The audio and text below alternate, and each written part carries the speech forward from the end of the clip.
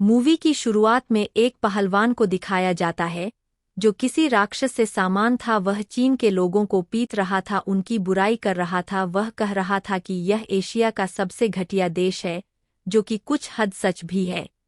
तभी एक फिल्म का हीरो जवान आता है और वह उसे हारता है। तभी उसका दोस्त उसे नींद से जगाता है।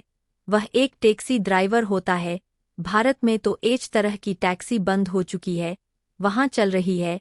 उसका मालिक उसे बुलाता है, उसे कहीं जाना होता है। वही हमें अगले सीन में एक गैंग को बताया जाता है जो किसी लड़की का बलात्कार करने की कोशिश करती है, पर जवान के दादाजी आकर उसे बचा लेते हैं। फिर हमें एक गैंगवार दिखाई जाती है।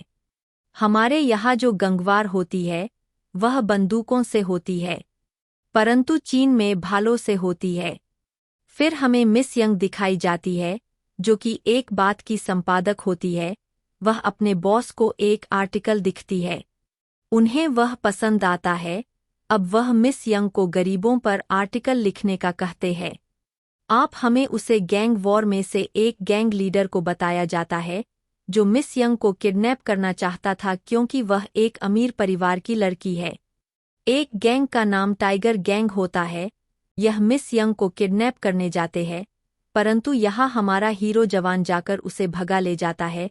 परंतु रास्ते में जब वह दुश्मनों द्वारा पकड़ा जाता है, तब उसका भाई आकर उसे बचाता है। इसके बाद मिस यंग द्वारा कहे जाने पर वह उन्हें एक गरीब बस्ती में ले जाता है। इसके बाद एक कैसे में और बातें करते हैं। वहाँ मिस यंग का एक दोस्त चार्ल्स आता है। परिचय के साथ यह सीन खत्म होता है। यहाँ हमें पता चलता यंग यहाँ के मेयर की बेटी है। अगले सीन में बताया जाता चार्ल्स एक अच्छा आदमी नहीं है। टाइगर गैंग का बॉस अपनी टीम पर नाराज होता है क्योंकि वह मिस यंग को पकड़ कर लाने में असफल हुए थे। इसके बाद हमें दो आदमियों के बीच की बातें बताई जाती है।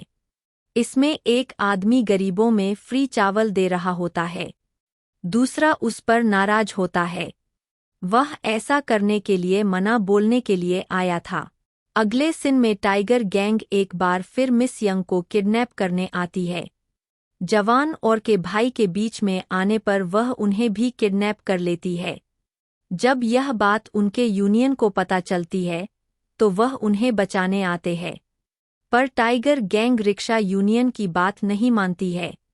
तभी मिस यंग के पिताजी को भी यह खबर मिलती है और यहाँ हमें बताया जाता है कि उन दो आदमियों में से एक मिस यंग के पिताजी है। वहाँ पर सेना आकर टाइगर गैंग को घेर लेती है। यहाँ वह दूसरा आदमी जो मिशन के पिताजी से बातें कर रहा होता है, वह टाइगर गैंग के लीडर को कान में बोलता है, मिस यंग मिस्टर चार्ल्स की अच्छी दोस्त है और हमें उनसे काम करवाना है, जिस कारण आप उन्हें छोड़ दो। वह ऐसा करते हैं। जब मिस यंग जा रही होती है तब उन्हें चार्ल्स मिलता है। मुझे इस महीने के अंत तक 100 सब्सक्राइबर का लक्ष्य है, कृपया इसे पूरा करने में मेरी सहायता करें। उन्हें मिलने के बाद चार्ल्स टाइगर गैंग की लीडर के पास जाता है, उसे एक थप्पड़ मारता है। वह कहता है, आइंदा ऐसा मत करना। मिस यंग के पिताजी बताते हैं कि वह अब गरीबों में मुफ्त चावल नहीं देंगे क्योंकि टाइगर गैंग ने उन्हें इसी कारण पकड़ा या किडनैप किया था। टाइगर गैंग गरीबों को मिलने वाले चावल का दाम डबल कर देती है। रात में जवान और का परिवार खाना खा रहा होता है, तब उसका एक दोस्त टाइगर गैंग के यहाँ से चावल चुरा कर आया होता है। जब जवान के पिताजी को यह पता चलता है, तब वह चावल का बैग नीचे गिरते हैं, उसमें से अफीम निकलती है। वहीं दूसरी तरफ मिस यंग को अपने मेकअप बस में एक पन्ना मिलता है जिसमें भ्रष्टाचारियों के नाम थे। जब जवान यह बात मिस यंग को बताने आता है, तब वह सारी बात समझ जाते हैं, किस तरह टाइगर गैंग सरकार से मिलने वाले चावल को चार्ल्स को बेच रही है। उसके बदले वह घटिया चावल और अफीम खरीद रहे हैं, जिन्हें वह गरीबों में बांट रहे हैं। वह इसकी रिपोर्ट बनाकर अपने संपादक के पास जाती है। वह संपादक भी चार्ल्स के साथ मिला था, जिस कारण वह सारे दस्तावेज छुपा देता है और ऐसे कुछ था कभी सबूत नहीं रखता है।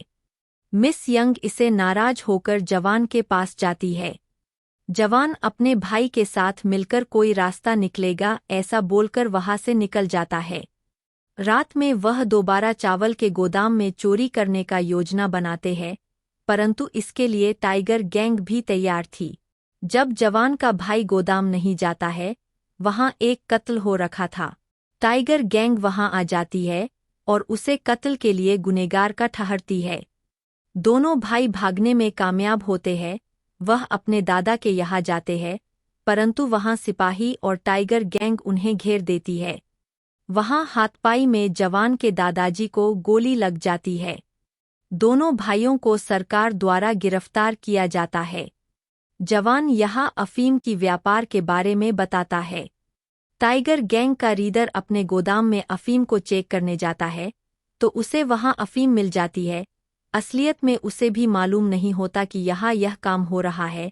तभी उसकी पत्नी ऊपर चाकू दिखती है। तभी चार्ल्स वहां आकर टाइगर गैंग के लीडर को बताता है कि तुम मेरे लिए एक कुत्ते जैसे हो, तो अपनी हद में रहो।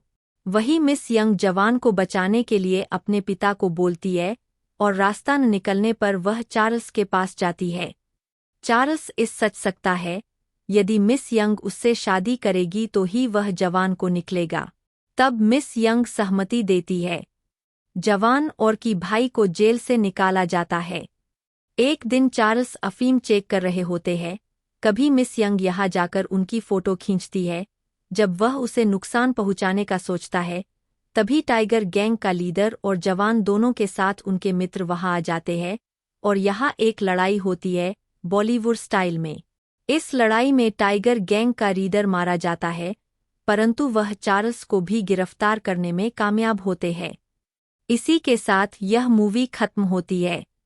अंत में एक लड़ाई का सीन बताया जाता है, तो उसका कोई मतलब नहीं है। मुझे इस महीने के अंत तक 100 सब्सक्राइबर का लक्ष्य है। कृपया इसे पूरा करने में मेरी सहायता करें।